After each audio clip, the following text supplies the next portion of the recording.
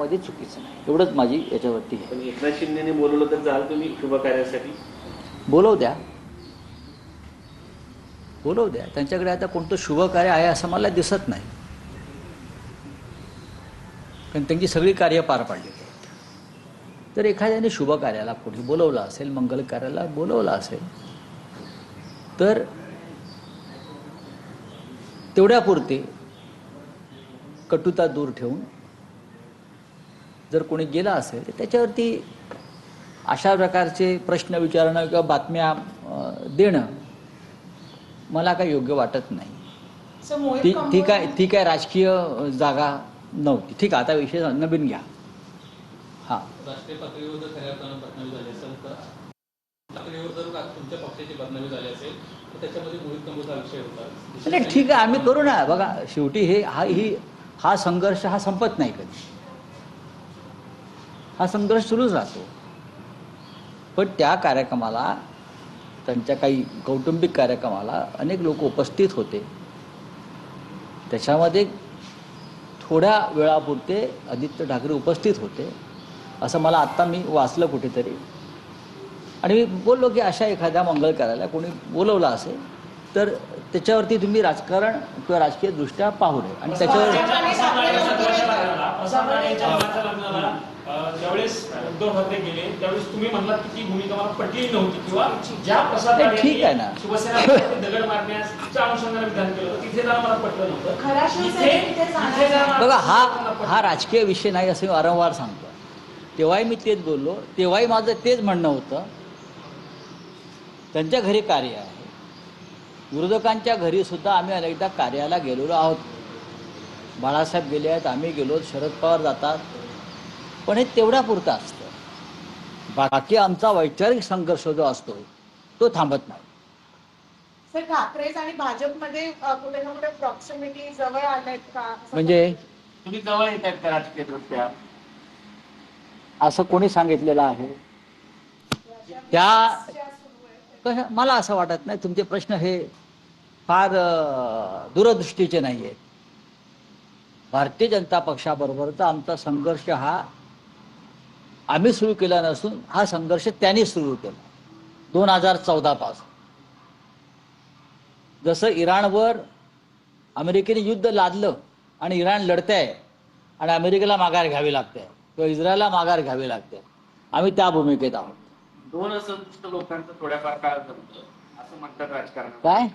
दोन असंतुष्ट लोकांचं थोड्याफार काळ राजकारणात जमतं. महाराष्ट्राच्या राजकारणामध्ये सत्तेत असलेले दोन नेत्यांचा संघर्ष सुरू आहे. त्यात तुमचे खासदार फुटणार असं सांगितलं होतं. आमचे खासदार अजिबात फुटणार नाही.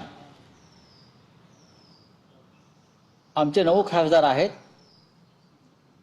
आणि शेवटपर्यंत 9 खासदार राहतील. म्हणजे ही पुढली निवडणूक होईपर्यंत. तुम्ही वारंवार ज्या काही बातम्या पेरल्या जात आहेत फुटण्याच्या, फोडण्याच्या, ही एक विकृती आहे. हे पारदर्शक राजकारण नाही. महाराष्ट्रात राहिलेलंच नाही, देशात राहिलेलं नाही. पण शिवसेनेचे खासदार फुटणार, फोडणार, फुटणार, फोडणार, ऑपरेशन टायगर करणार, अमुक करणार, तमुक करणार. तुमच्या खुर्चीखाली सुरुंग लागले ते आधी बघा, आणि ते भाजपनेच लावलेले आहेत. त्याच्यावर तुम्ही चिंतन केलं पाहिजे. शिवसेना आहे त्या परिस्थितीमधून फिनिक्स पक्षाप्रमाणे आकाशात झेपावताना तुम्हाला दिसेल. चिंता करू नये. शिंदेच्या विरोधात भाजपचे काही नेते तुमच्या संपर्कात आहे का? शिंदे नाही, मी याच्याविषयी कोणतंही मत व्यक्त करणार नाही. हा विषय जो आहे हा कधी न संपणारा विषय आहे महाराष्ट्रातला. हे तुमच्या संपर्कात आहेत का, ते तुमच्या संपर्कात आहेत का? राजकारणामध्ये प्रत्येक जण एकमेकांच्या संपर्कात असतोच. विशेषतः जो शत्रू असतो तो अधिक संपर्कात असतो. पण तो मदत पण करतो आहे, हे पण कुठे ना कुठे आलं. आणि जे करू द्या ना. प्रमुख आहेत त्यांनी मदत नाही. हो, पण जर कोणी मदत केली असेल, एकमेकांना केली असेल, ती कॅमेरावर सांगण्याच्या काही गोष्टी नसतात. इंटेलिजन्स शेअर केले जातात का? इंटेलिजन्स म्हणजे खासदारांच्या पुढे बैठका होतात का? काय असं काही होत नाही.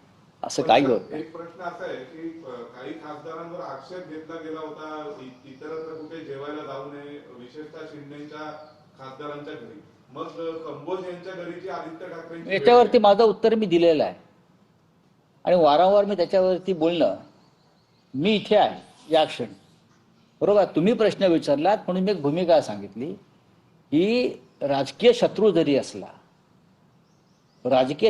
असला तरी त्याच्याकडे जर एखाद्या मंगल कार्याचं आमंत्रण असेल तर ती आपली संस्कृती आहे की तेवढ्या पुरतं कटुता दूर ठेवून आपण त्या कार्यक्रमात सहभागी होतो आणि निघून जातो. साताऱ्यामध्ये जो राडा झालेला होता त्या राड्याचे पडसाद महाराष्ट्राने सगळ्या बघितले. भाजप आणि शिवसेना सत्ताधारी दोन पक्ष एकमेकांसोबत झुंजलेले आपल्याला बघायला मिळालेले होते. त्यानंतर जे तुषार दोषी होते पोलीस अधीक्षक त्यांना आता सक्तीच्या रजेवरती पाठवलं. म्हणजे एक प्रकारे एकनाथ शिंदे वरचढ ठरलेत असं म्हणायचं याचा अर्थ असं नाही, मी असं अजिबात म्हणणार नाही. ही एक तात्पुरती मलमपट्टी असते देवेंद्रजींनी केलेली. त्यांना जे साध्य करायचं होतं ते त्याने साध्य केलं. पालकमंत्र्याला बदललं, जिल्हा परिषदेमध्ये आपली सत्ता आणून घेतली. आता ठीक आहे, त्यांचं समाधान करा, त्यांना रजेवर पाठवलं. अजून काय? त्यांना सांगितलं असं जा जरा 1 महिना कुटुंबाबरोबर फिरून या इकडे तिकडे जरा, मग 1 महिन्याने बघू. हो बघा, ऑपरेशन तुताऱ्या वगैरे वगैरे वगैरे या चर्चा या महाराष्ट्रामध्ये सातत्यानं सुरूच राहणार आहे. सत्ताधारी पक्षाला कोणताही कामधंदा उरलेला नाही. काही त्यांच्याकडे चांगलं काही करावं, विकासाच्या दृष्टीनं बोलावं, जनतेच्या प्रश्नावर चर्चा करावी असं काही मला दिसत नाही. मग हे ऑपरेशन ते ऑपरेशन, आमची ऑपरेशन करता करता तुमचं कधी ऑपरेशन होईल कळणार नाही, लक्षात घ्या. चला, शिक्षण मंत्री असताना अशोक खरातच्या भावाला एका शाळेचा आयडी मिळाल्याची माहिती मिळते. मला माहिती नाही, खरोखर मला माहिती.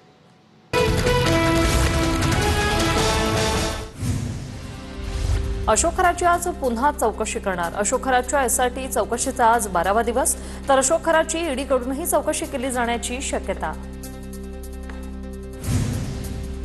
खरातचे आर्थिक व्यवहार पाहणारा सीए पोलिसांच्या रडारवर. सीएकडून खरातची आर्थिक कुंडली बाहेर येण्याची शक्यता.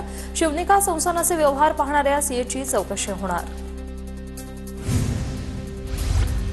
खरात महिलांना कसं भुलवायचा, चौकशीत धक्कादायक माहिती समोर. तू दिसायला सुंदर, नवऱ्याला तुझी कॅपेबिलिटी ओळखता येत नाही असं खरात महिलांना बोलायचा. खरात महिलांशी गोड बोलून त्यांची स्तुती करून त्यांना जाळ्यात ओढायचा. भोंदू खरातच्या शस्त्र परवान्याची नाशिक ग्रामीण पोलिसात नोंद असणे. शस्त्र परवान्यामुळे तत्कालीन जिल्हाधिकारी एसपी संशयाच्या फेऱ्यात येण्याची शक्यता. शस्त्र परवाना संबंधित कागदपत्र उपलब्ध नसल्याची माहिती उघड. खरातच्या ओकस कार्यालयाची एसआयटीकडून पुन्हा तपासणी. खरातच्या केबिनमधील उच्च दर्जाच्या काचा पाहून पोलिसही थक्क. खरातच्या शिवनिका संस्थेच्या आजी माजी सदस्यांची चौकशी होणार. सूत्रांची माहिती. रुपाली चाकणकरांची आज चौकशी होण्याची शक्यता. रुपाली चाकणकरांनाही एसआयटीचं समन्स. सूत्रांची माहिती. खरात प्रकरणात पारदर्शक पद्धतीने एसआयटीची चौकशी सुरू. चौकशीचा भाग म्हणून चाकणकरांना बोलवलं असेल. या प्रकरणातील दोषींना सोडणार नाही, मुख्यमंत्र्यांनी वारंवार सांगितले. रुपाली चाकणकरांना बजावलेल्या समन्सवरून मंत्री गिरीश महाजन यांची प्रतिक्रिया. खरातच्या मोबाईलमधून अनेक धागेदोरे समोर येणार. खराचे 2 मोबाईल एसआयटीकडून जप्त. सूत्रांची माहिती. मोबाईलमध्ये प्रभावशाली व्यक्तींची नावं डमी स्वरूपात सेव्ह केल्याचा संशय. सूत्रांची माहिती. एक महिला आमदार मंत्रिपदासाठी अशोक खरातच्या कार्यालयात गेल्या होत्या. भोंदू खरात प्रकरणात तृप्ती देसाईंचा मोठा दावा. सकाळी 10 वाजता पत्रकार परिषदेत आता थोड्याच वेळात मोठा गौप्यस्फोट करणार असल्याची माहिती. रुपाली चाकणकरांचे रायगडमधील व्यावसायिक कनेक्शन समोर. तटकरेंचे निकटवर्तीय महेंद्र चौधरी आणि निलेश चाकणकरांचे व्यावसायिक संबंध. अंधारेंचा आरोप. आकाश चौधरींच्या नावावर अनेक कंपन्या असल्याची माहिती. निलेश चाकणकर आणि आकाश चौधरींची कर्मा कन्स्ट्रक्शन कंपनी.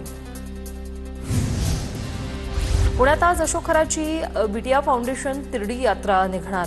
अशोक खरातला कठोरातील कठोर शिक्षा देण्याच्या मागणीसाठी ही तिरडी यात्रा निघणार आहे.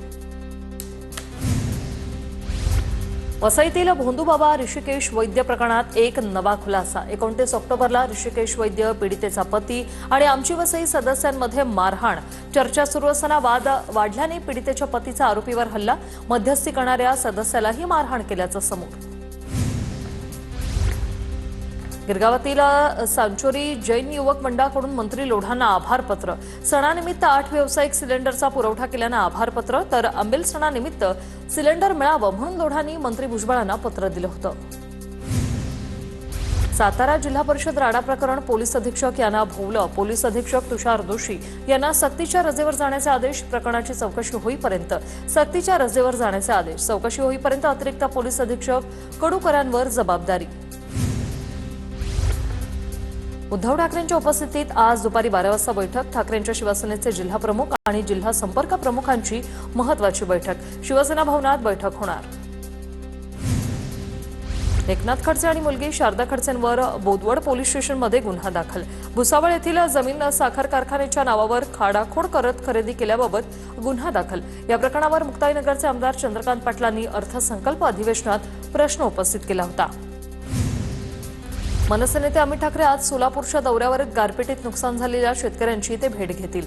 खंडाळी पापरी गावातील नुकसानीचीही ते पाहणी करतील. भाजप नेते मोहित कंबोज यांच्या मुलीच्या वाढदिवसाला आदित्य ठाकरेंची हजेरी. कट्टर शत्रुत्व विसरून ठाकरे कंबोज 7-7 असल्याची चर्चा.